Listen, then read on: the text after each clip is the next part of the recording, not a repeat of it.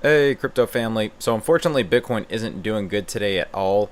It's down over 3.5% to $8,422, and most of the altcoins are down the same or even double digits. Bitcoin SV is one of the only coins in the green today, up 13% to $222. A lot of people are looking at Bitcoin SV as a hedge right now. There's no real reason why it's still up, but again, there's just that perception that it's a good hedge whenever Bitcoin is declining. So whether you believe that or not, it does seem to be holding its value. Now, looking at Bitcoin right now, it actually seems to be going through a dump as we speak. It recently just fell to $8,168 over the past 15 minutes. And I mentioned that we wanted to hold this 84 to 8,500 support, which now this support is turned into resistance.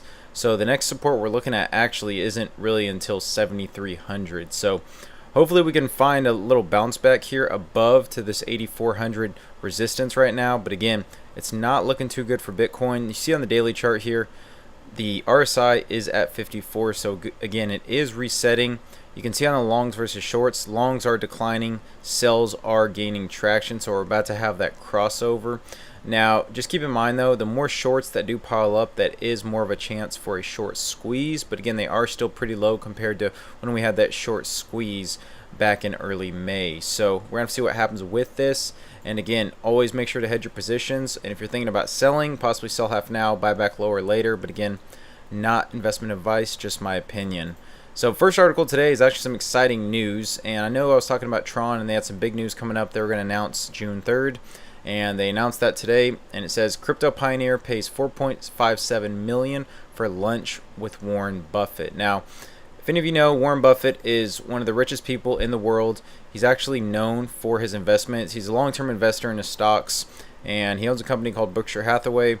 Basically, he's made a lot of his money from selling stocks, and he basically just picks a lot of stocks that he uses, for example, like everyday items. So a lot of those that he mentions that he missed out on was Apple and Google, but for the most part, he's a good investor. The buy and hold strategy is his big thing, but that's how he made most of his money. And here it says cryptocurrency pioneer Justin Sun bid a record $4.57 million to have lunch with Warren Buffett, who famously referred to Bitcoin as probably rat poison squared. So basically sum up this whole article here. Justin Sun, who's the CEO of Tron, he went to this auction. There's bidding war, and you can see here the history from the year 2000 all the way to 2019. Basically started the winning bid in 2000 was $25,000, and last year it was actually $3.3 million. So he beat that by over 38% by bidding to $4.5 million. Now, having lunch with Warren Buffett doesn't sound like much, and why is he paying all that money? But again, Warren Buffett is one very influential investors in the space, and for him, Justin Sun really wants to change Warren Buffett's opinion on cryptos, and it says that he can actually invite up to 7 people to this lunch. So it says he said he'll choose among his most persuasive friends as well as the most influential people in the crypto community, and it's likely to be a tough sell to get the 88-year-old billionaire investor to change his mind. So again, Justin Sun is really trying hard. He's trying to be an ambassador for cryptocurrencies, and if he does end up changing Warren Buffett's mind on Bitcoin, then that will be a huge win for crypto enthusiasts, because then we'll have that many more investors come into the space, because a lot of them see Warren Buffett as the investing guru and follow any advice he says. So if he can change his mind from not liking Bitcoin to actually investing in it, then that is going to be one of the biggest news pieces of this year. So it'll be very interesting to see if Justin Sun can do that. And again, they haven't announced a time or place for the lunch, but it should be sometime soon in the future. So I'll be keeping y'all updated on that. Then a couple other news articles. One of them is Israeli Supreme Court rules in favor of cryptocurrency exchange bank in dispute. So long story short, this one bank was basically restricting access. It says here, Supreme Court of Israel declared that Lumi Bank cannot block the cryptocurrency exchange Bits of Gold account on grounds of regulatory concerns, according to a report by Finance Magnates on June 3rd. So basically what happened is this bank was blocking Bits of Gold exchange because they said there were some anti-money laundering practices going on. And then, however, they announced that over 5 years that there weren't any grounds to continue blocking Bits of Gold accounts, because there's no indication of any anti-money laundering violation over 5 years of exchange transactions.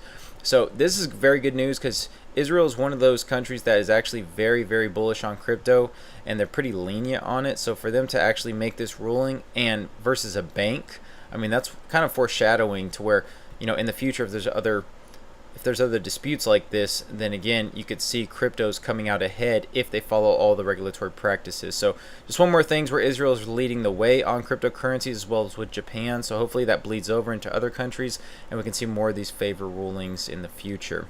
Now, this third article here is about Mexico getting 8 new cryptocurrency exchanges.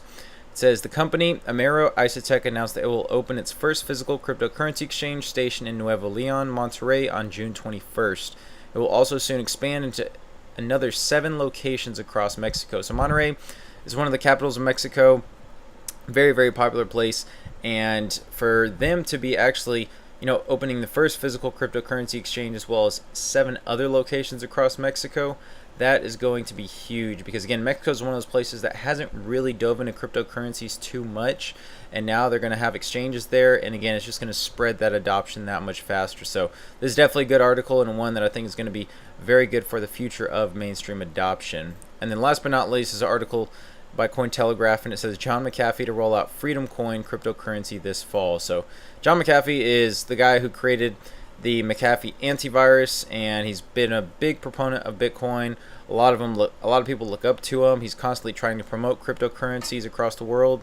And it says crypto enthusiasts, Bitcoin bull antivirus software. In 2020, United States presidential campaigner John McAfee is releasing his own independent cryptocurrency to an official Twitter page May 29th. Now, one of the biggest things here that I want to point out is with him saying that, quote, what is needed is a coin disconnected from fiat currencies and from other cryptocurrencies alike.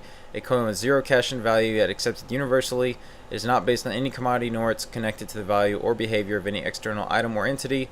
The value of the coin will always be zero in relation to any other currency, yet its natural market value is free completely to grow. So again, this is one of those things where he's trying to just promote his own cryptocurrency, and like him or hate him, at least he is trying to get something going with digital currencies and trying to spread that awareness that you don't really necessarily need fiat or banks. You can have your own freedom of investment. So it'll be interesting to see what happens. One of the biggest things here also, it says that he's discovered the identity of the mysterious Bitcoin creator Satoshi Nakamoto, but his lawyer, his extradition lawyer, says he shouldn't let that out. He says, quote, the U.S. extradition request to the Bahamas is imminent. I met with Mario Gray, my extradition lawyer, and it is now clear that releasing the identity of Satoshi at this time could influence the trial and risk my extradition. I cannot risk that. I'll wait.